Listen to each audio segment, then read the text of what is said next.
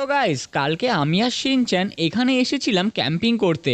আর দেখতে পাচ্ছ আমরা সুন্দর দেখে একটা ক্যাম্পও বানিয়েছি আর এইখানে আগুন জ্বালিয়েছিলাম। তো আজকে শিনচ্যান আমাকে বলল যে একটা মাছ ধরে নাকি ও বাড়ি যাবে। তো কালকে তো আমরা অনেকই মজা করেছি, এইখানে অনেক পার্টি করেছি আমি আর শিনচ্যান মিলে। আর আজকে গাইস এখন সকাল হয়ে গেছে আর দেখি তো কটা বাজে, দেখতে পাচ্ছ 9টা বেজে গেছে।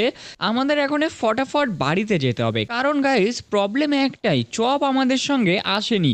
এই কারণে আর চপকে আমরা রেখে এসেছি মাইকেলের বাড়িতে।